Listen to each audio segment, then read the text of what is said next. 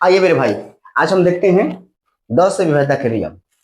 10 से विभाज्यता के नियम, 10 से विभाज्यता का नियम क्या कहता है कि जिस संख्या के अंत में यानी इकाई स्थान पर जीरो हो तो वह संख्या 10 से पूरी पूरी विभाजित होती है। बस ज्यादा टेंशन नहीं लेना है, लास्ट में देख लेना है, किसी भी संख्या के लास्ट में देख लेना है, अंतिम में क्या है, जीरो है, यह पूर्ण रूप से 10 से विभाजित होगी। अंतिम में क्या है, जीरो, यह 10 से विभाजित होगी। कितना ही बड़ी संख्या हो, अंतिम में कितना हो जी, अंतिम में 10 हो, अंतिम में जीरो हो, अंतिम में क्या हो, जीरो हो, तो वह संख्या किससे विभाजित होगी, 10 से। लास्ट में देख लेना, ये यानी इकाई स्थान देखना है, बस ज्यादा टेंशन नहीं करना है, इकाई स्थान देख लेना है। और इकाई स्थान पर क्या दिखाई दे दे, जीरो दिखाई दे दे, तो वह निश्चित रूप से संख्या किससे कटेगी, 10 से। वह संख्या किससे कटेगी, 10 से। चलिए एक भाग देकर देखते हैं, इसमें से कोई एक पहला नंबर भाग देकर देखते हैं 10 से।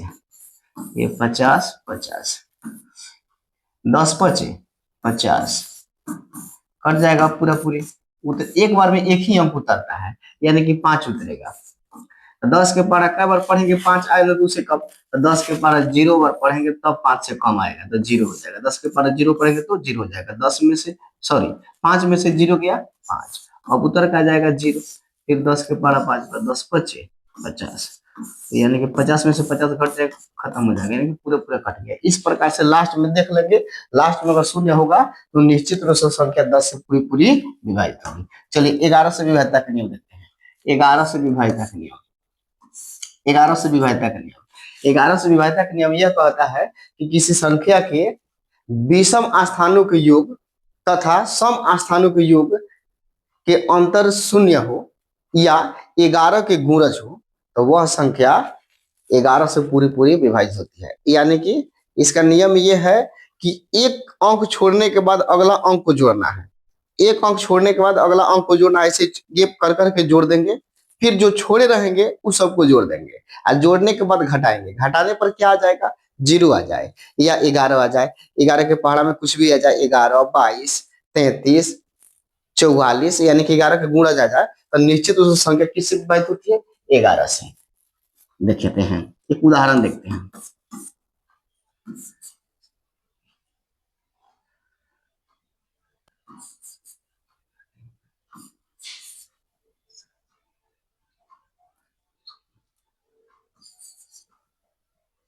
चलिए एक संख्या हम लिख दिए इतना। अब ये देखते हैं कि 11 से कटेगा कि नहीं कटेगा। तो 11 से कटने के नियम का बोला गया है कि इस एक ही अंक को छोड़ना है, यानी कि अगर 7 को जोड़ेंगे तो इसको छोड़ेंगे, इसके बाद वाला को जोड़ेंगे, फिर इसको छोड़ेंगे, इसके बाद वाला को जोड़ेंगे। तो जोड़ेंगे 7 4 7 प्लस 4 प्लस 5, उसके बाद से जो छोड़ रहेंगे उसको भी जोड़ेंगे अलग, यानी कि 8 अब प्लस 8, जोड़िए 7 4 11 अब 5 16, इसको जोड़ देंगे 8 8 16, 16 में से 16 घट गया, जीरो आ गया, तो जीरो आ गया तो निश्चित रूप से यह संख्या किससे विभाजित होगी, 11 से। फिर से इसको रिपीट कर देते हैं। रिपीट करने का तरीका क्या है कि विषम स्थानों का योग, यानी कि पहल का स्थान, ये दूसरा का स्थान, ये पहल का स्थान है, ये दूसरा का स्थान है, ये तीसरा का स्थान है, ये चौथ का स्थान है, ये पांचवा स्थान है, यानी कि विषम स्थान। तो विषम स्थान पर कौन पड़ा है, ये वाला और ये वाला पड़ा है, तो इसको जोड़ेंगे। तो विषम स्थान पर आ गया 7, फिर विषम स्थान पर आ गया 4, तो 7 4 11, फिर विषम स्थान पर क्या हो गया 5, यानी एक ही को छोड़ने के बाद जोड़ देंगे, फिर उसके बाद से जो छोड़े रहेंगे उसको जोड़ लेंगे, और जोड़ने के बाद घटाएंगे, जोड़ने के बाद घटाएंगे, घटाने पर शून्य आ जाए या शून्य आ जाए या 11 के पहाड़ा में कोई भी संख्या आ जाए, शून्य आ जाए या 11 के पहाड़ा में कोई भी संख्या आ जाए, तो निश्चित रूप से किससे विभाजित होगी, वह निश्चित रूप से 11 से विभाजित होगी।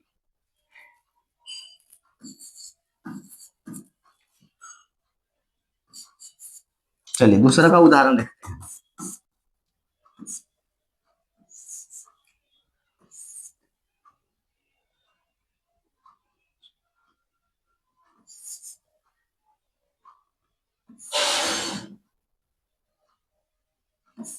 ये देखते हैं 11 से कटेगा नहीं कटेगा। तो नियम क्या कहता है, ये कहीं को छोड़ देंगे, यानी कि विषम स्थानों का योग। तो ये पहले का स्थान है, ये दूसरा का है, ये तीसरा का है, ये चौथा है, ये पांचवा है, ये छठा है ना।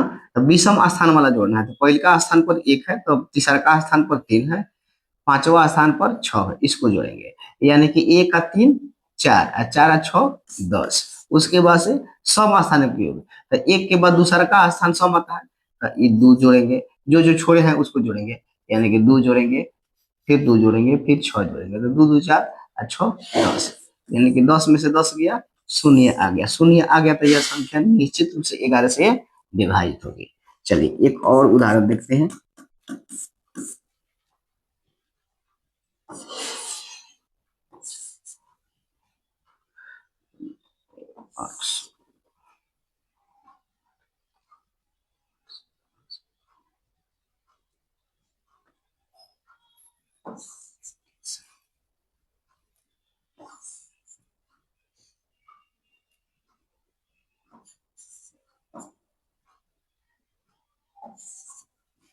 चलिए ये देखते हैं 11 से विभाजित है या नहीं। क्या करना है, एक एक को छोड़ने के बाद जोड़ना है।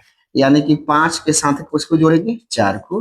4 के बाद किसको जोड़ेंगे, 8 को। 8 के बाद किसको जोड़ेंगे, 4 को। जोड़िए, तब 5 4 9, और 9 8 17, 17 और 4 21। जोड़ने पर कितना हो गया, 21 माइनस। अब जो छोड़े हैं उसको जोड़ेंगे। यानी कि 2, 2 के बाद किसको जोड़ेंगे, 5, 5 के बाद किसको जोड़ेंगे, 3। यानी कि 2 को 5 को 7 को, 7 को 3 को 10 को। यानी कि 21 में से 10 घट गया 11। यानी कि घटाने के बाद 11 आ गया, यानी 11 के गुणज में भी आएगा 11, 22, 33, 44, 55, 66, तब भी वह 11 से विभाजित होगी। तो इस प्रकार हम समझ गए 11 से विभाजित के नियम। फिर से रिपीट करते हैं। सम स्थानों के योग तथा विषम स्थानों के योग का अंतर कितना हो, शून्य हो, या 11 के गुणज, तो वह संख्या 11 से पूरी पूरी विभाजित होती है। चलिए भाग देकर चेक करते हैं। पहला को ही भाग करते हैं। 78 48 5। देखते हैं कि 11 से कटता है कि नहीं। 11 सत्ते 77, 11 के पढ़ा 7 और पढ़ेंगे 77, घटाएंगे। 8 में से 7 गया 1, ये कट जाएगा, उतर जाएगा 4। 11 एकम 11, 14 में से 11 घटा देंगे तो 3 बचेगा, उतर जाएगा 8। 11 3 33, 38 में से 33 घटा देंगे, बच जाएगा 5, आगे उतरेगा 5। 11 5 55। देखिए पूरा पूरा कट गया ना। तो ये 11 से विभाजित का नियम है। चलिए thank you all of you.